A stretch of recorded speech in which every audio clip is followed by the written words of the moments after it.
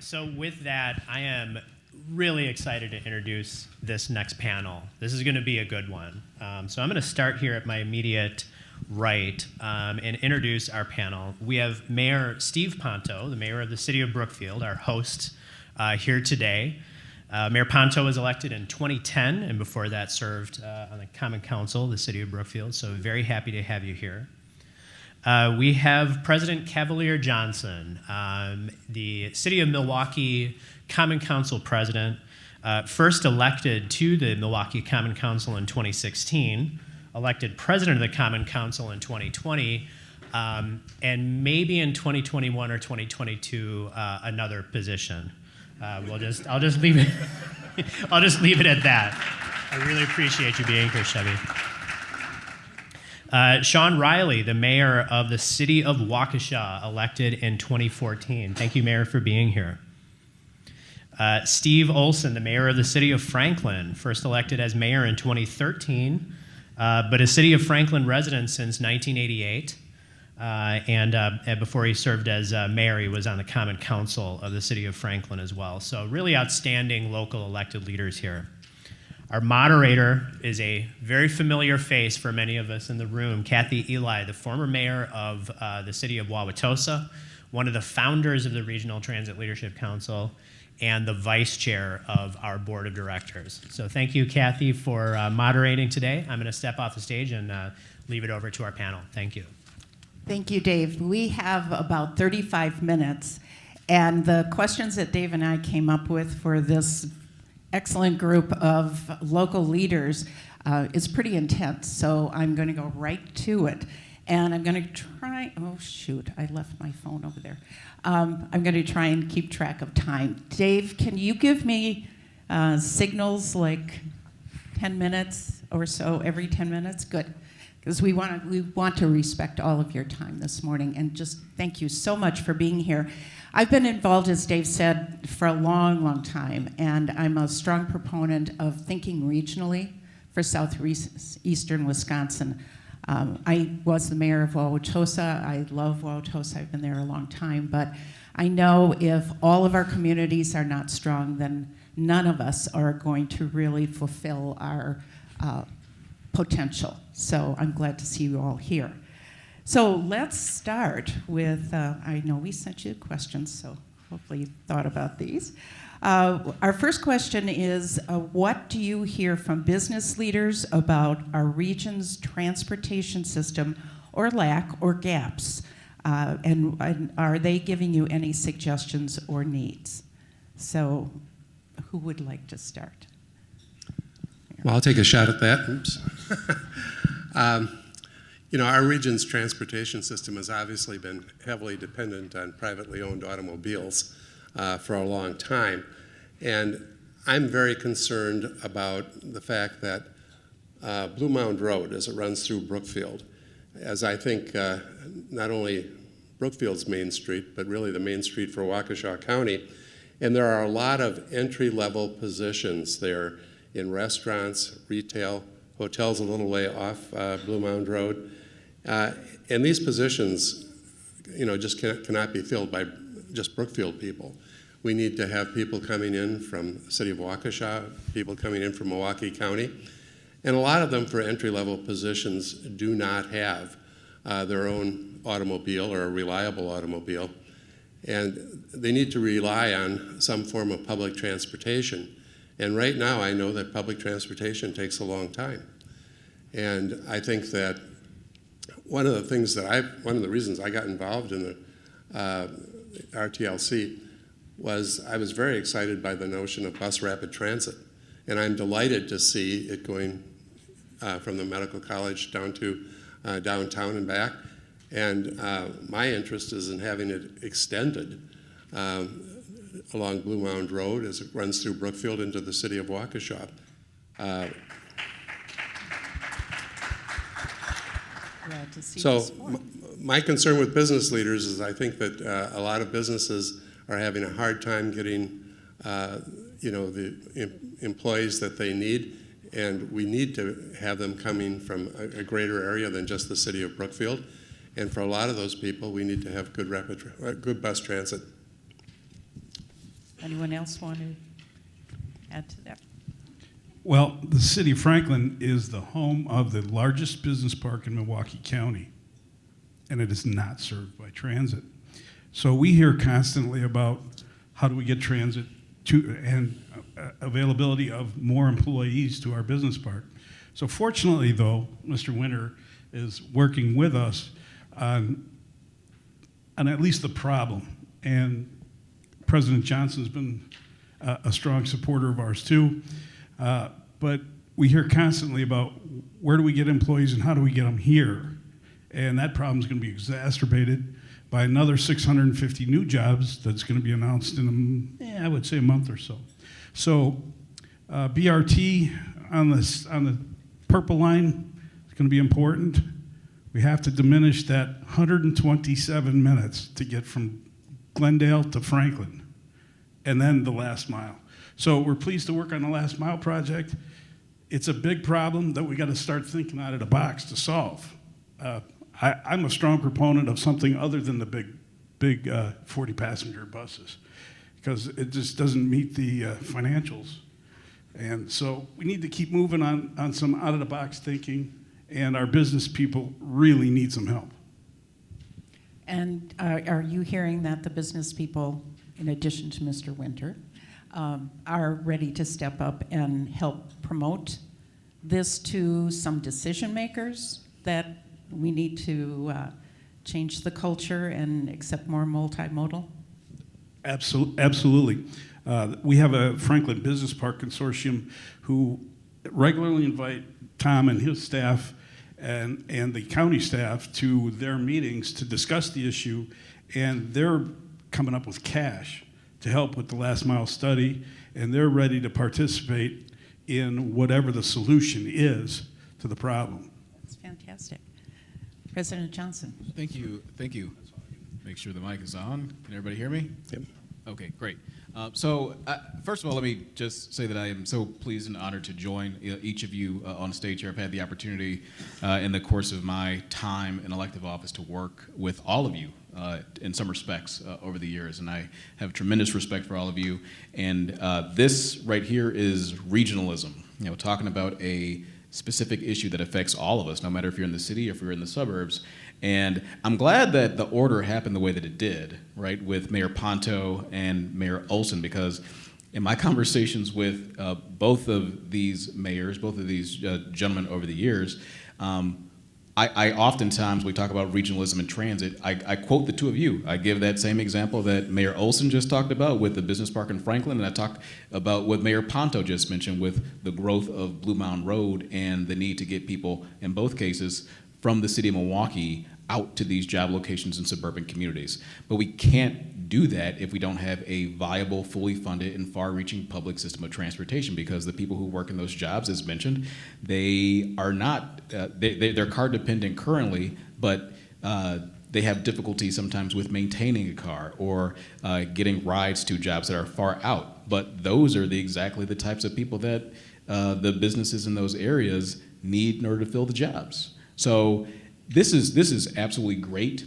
to have this conversation, and for it not to be one that's purely coming out of the city, for a regional conversation to be happening about it.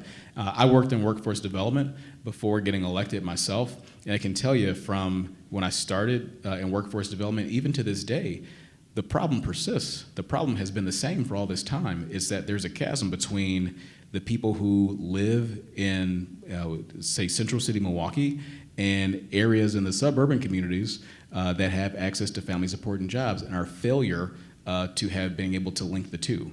If we do that, it's a win-win-win, I think, for everybody, right? It's a win for those workers because now they have access to family support and jobs.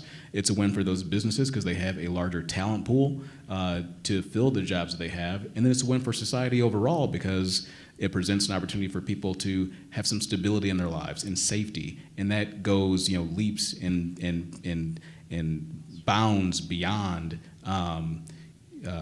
what we see on the news at night.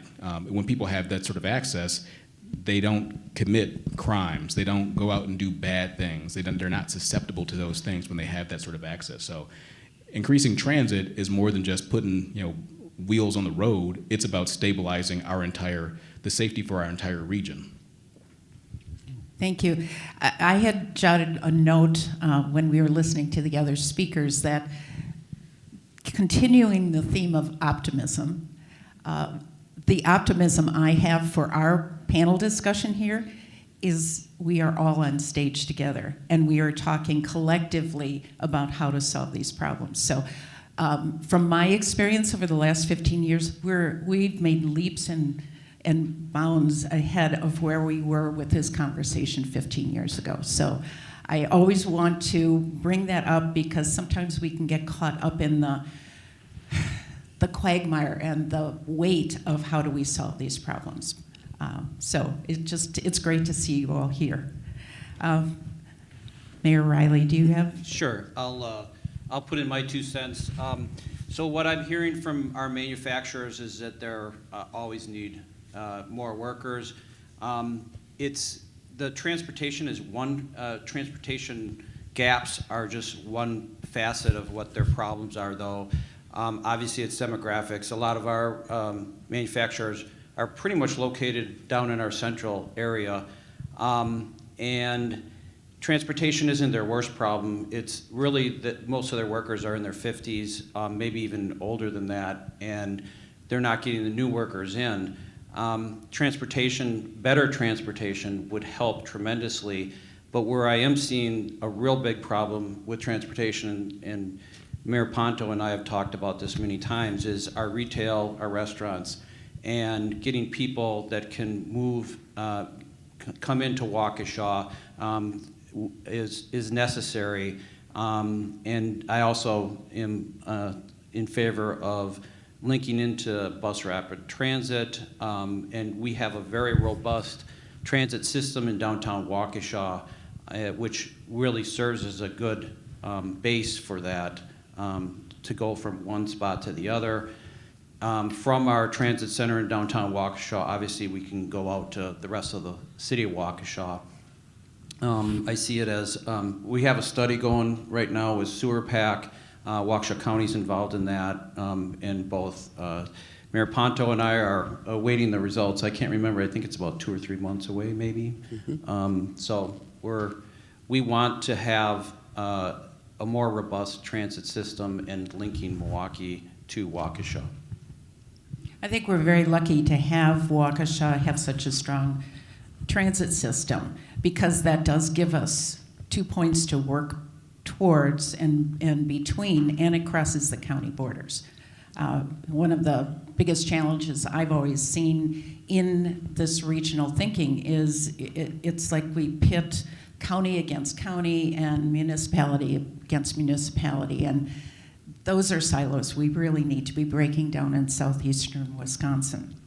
Do you hear from any of your residents about how they use the transit system, what they think of the service, what are the frustrations or gaps that they might be seeing?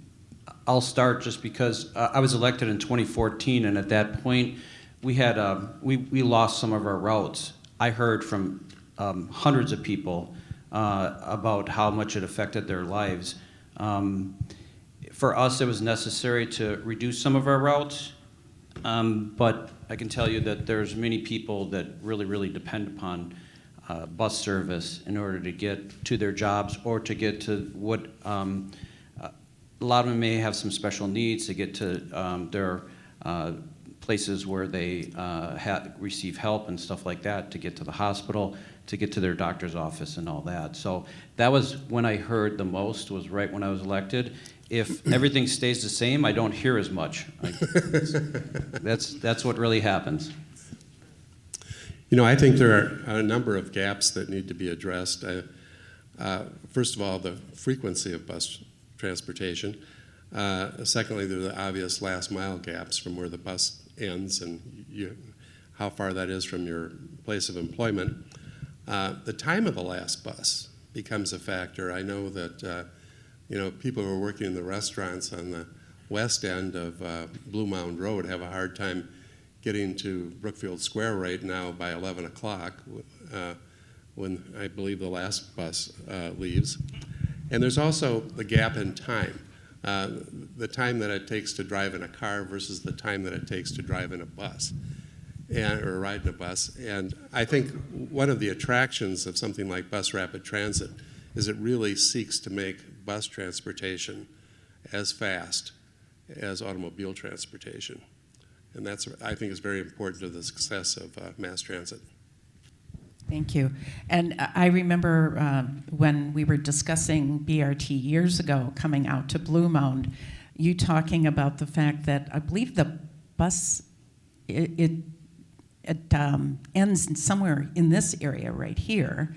And so people on Blue Mound that are working at the restaurants and the various businesses have a long hike to get Yes. to or from the bus stop.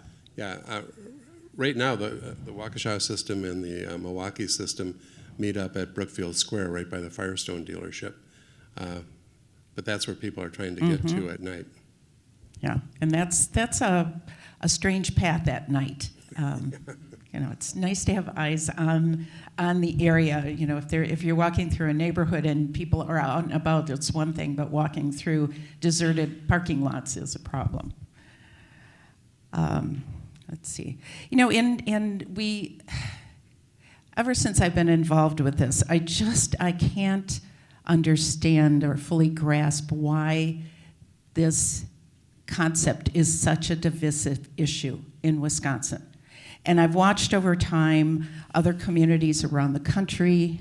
It was referenced that other communities that used to be smaller size cities or metro areas than us have really grown leaps and bounds.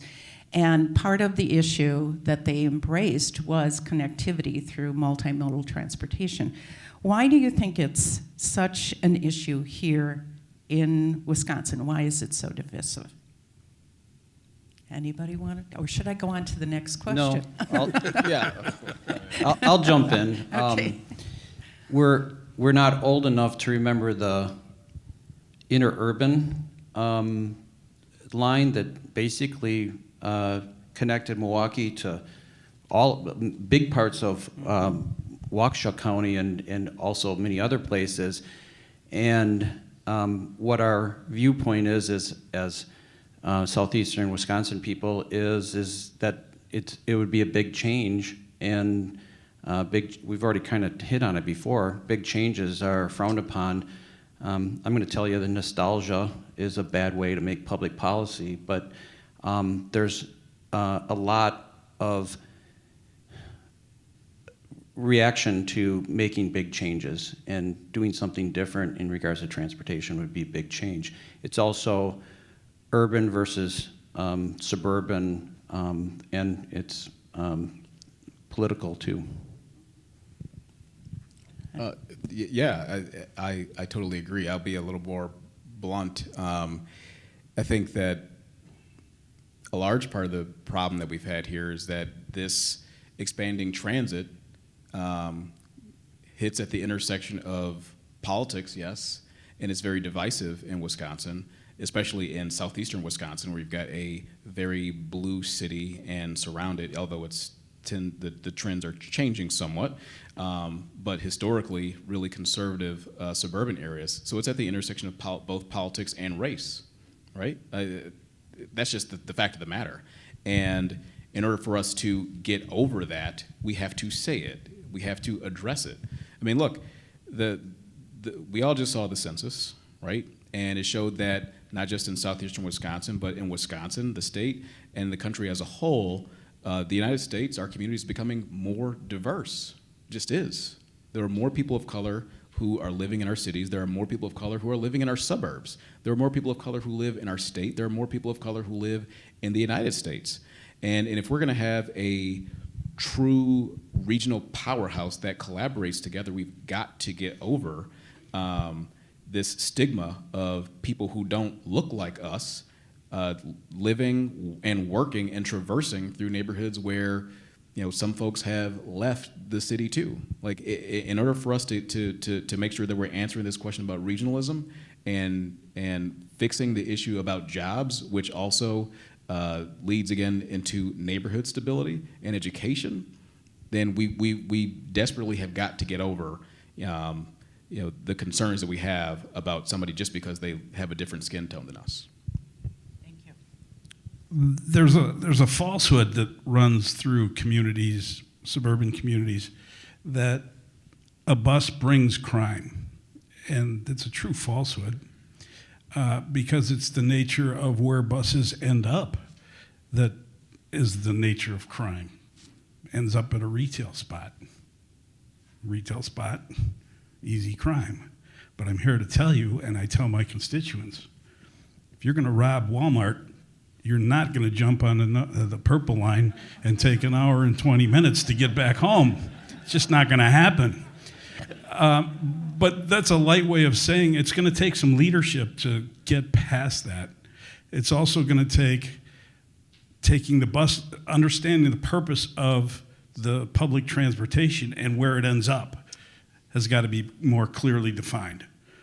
I don't need retail bus service. I need industrial bus service. Chevy and I talk about it. We want his constituents to come to my community and work in my businesses. We don't need the retail. And that's really not what the reality is anyway. So, my 2 cents. Could I? Yes. I'd like to add a point here. I think one of the reasons that transit has been controversial is the issue of how it's going to be paid for. And if you propose a regional transportation authority with taxing ability, that's going to be very controversial. Yes, it is. And so that, In fact, I was going to bring that up. Yeah, I don't think that's going to happen. And I think when you look at how are you going to pay for this, I mean, if you look at the constraints that local government is under with levy limits and expenditure restraints, it's very, very difficult for us just to keep doing what we're doing now, much less talk about adding something. So if money is going to come from somewhere, it's going to have to come from higher up on the government totem pole, from the state of Wisconsin or the federal government. And, frankly, one of the things I'd like to see if, in fact, the federal government passes some kind of major infrastructure bill, is to have a study done about the viability of bus rapid transit extending from the medical college down through Blue Mound Road into Waukesha. I think that's something that was obviously done for Milwaukee's BRT, and I'd like to see the numbers that they would come up with today. And you just hit on a point that made me remember one of the comments I wanted to make is bus routes carry people both ways. And we talk a lot about having bus or multimodal options to carry people from the inner city out to jobs. But it goes both ways. And I think the medical complex being almost the central focus in southeastern Wisconsin is a good example of that. There are many good paying jobs, but also the resource, the service of medical care there, and it draws from our whole region. So that to me is a prime example that transit, and getting in and out of there, that's 5 minutes from my house. So I know the impact of having about 40,000 people moving in and out of there during the day can really have an impact. And so if we had good transportation, transit options to get in and out of there from the whole area, it would be very, very helpful. Okay, anyone else? I'll just kind of comment on that. 30, 40 years ago, from Waukesha County, I'm thinking of the city of Waukesha and like the Mukwonago area. If I was driving into Milwaukee in the morning, there was a slew of cars driving with me, but no cars driving back out. And same with Waukesha to Milwaukee. Now, you see it's not equal, but it's very similar. So yes, people are going both directions, which is actually great for transit because then both routes would work better. Good. Anything else you want to add about that? See, that's a loaded question because Kathy and I went round and round on the BRT. So anyway, I'm going to pass. Okay. But we had good conversation. Oh, of course. Yes. Okay, so one of the questions that we talked about, and we've touched on, is the workforce shortage is an acute problem. So what do you see as the role of both private and nonprofit sectors? How do they play into this? How can the public sector and the private sector work together? And we did touch upon it, but I didn't know if you had any additional information that you wanted to share about that. Without objection, I'll jump on that one first. I think it's very, very important that both the private sector and the public sector work together on what the problem is, who's got the employees, who needs the employees, what are the obstacles of getting those employees to the employment, and what are the requirements of the employment, so that we're not running a transit service that ends at 9:15 in the morning when there's a shift that starts at 1. That doesn't make any sense. But, so there needs to be a collaboration, and I think, at least in terms of my community, that's happening. And fortunately, we have businesses that are willing to put some cash on the line. They're interested in Uber vouchers for that last mile. They're interested in ride sharing. They're talking to me about, hey, Steve, if you buy the vans, we'll provide the drivers. You know, who knows, right? I'm willing to talk about anything, but there needs to be that conversation. And I know that Tom and his staff do try to have those conversations, but until politicians like myself get the bus company in those loops, it's not going to happen. So it's critical that the conversation's had. But on top of that, there needs to be an open mind and a willingness to do things differently. I don't know where that is. And lots of different options like BRT, right? I'm okay with BRT. Just take the buses that were on that route and put them somewhere else. So I am a strong proponent. I keep talking about having a multimodal system takes a lot of vision, because it's like a jigsaw puzzle. There's a lot of different pieces that have to fit together.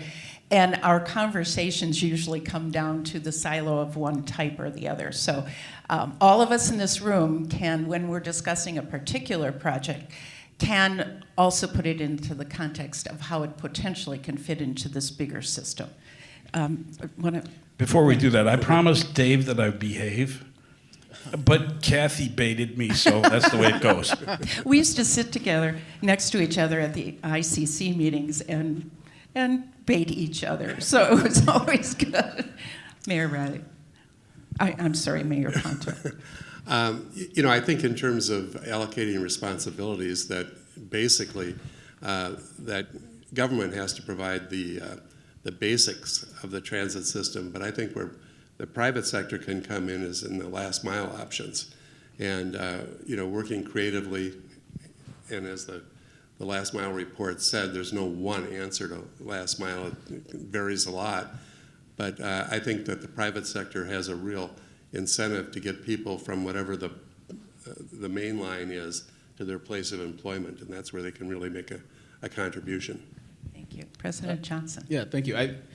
I agree wholeheartedly that the private sector can be a partner there on the last mile, but I think even before we talk about the last mile, we need to talk about the first mile. And getting folks from where they are to where they need to go. And so the private sector, I think, can play an outsized role with trying to convince, talk to, cajole, push, whatever needs to happen with elected officials, not like Mayor Olson exclusively, but with those at higher levels, particularly at the state level, to say, hey, we have this issue, right? We want to have a viable business. We want to make investments in Wisconsin. We want to employ people who are residents of this state. And we're having a hard time doing that because, unfortunately, the financial structure, and I know Mayor Ponto recently had an op-ed, I believe, with Mayor Rhodes Conway from Madison about the funding structure for local governments in Wisconsin. We're going to have a real hard time getting people from where they are on that first mile, to a location for a job where they would then contend with the last mile issue if the funding just is not there from the state to help us to deliver government services, whether it's at, in our case, the city level in Milwaukee, or at the county level that controls the Milwaukee County transit system there. So public sector has a role to play, absolutely. Private sector certainly has a role to play. And if their voice is bigger or more convincing, then I would encourage them to raise their voices so that we can help to solve this issue overall. Thank you. That's a very important. I was thinking that through Secretary Hughes' talk on how, when she said she's going to start bringing business people to discuss the issues with the legislators, and I wrote a little note that we should be doing the same thing on the transit issues. So, Just, Mayor Reilly. yeah, I have a slightly different perspective, and I agree with what has been said here, but the local, state, and federal government have, for over 100 years, done the work, or all the backbone work of making our transportation system. The amount of money that's been put into our transportation that we have right now is, I mean, you can't even really comprehend the amount of money that's been put into that. So from a matter of fairness, the private sector should be taking care of the first and the last mile. It's municipalities, the county government, the state government, and the federal government have put all their money into the road beds, the off-ramps, maintenance, and all that. I think there's a great argument to be made that just from a matter of fairness, the private sector has to step in and start helping for these type of issues that are the first mile and last mile. Great. Thank you. We have just a few more minutes left, and so I'd like to ask a question that kind of wraps this whole discussion up. In looking at southeastern Wisconsin region, what do you see as the benefit to having a more robust multimodal transportation that connects all of your communities?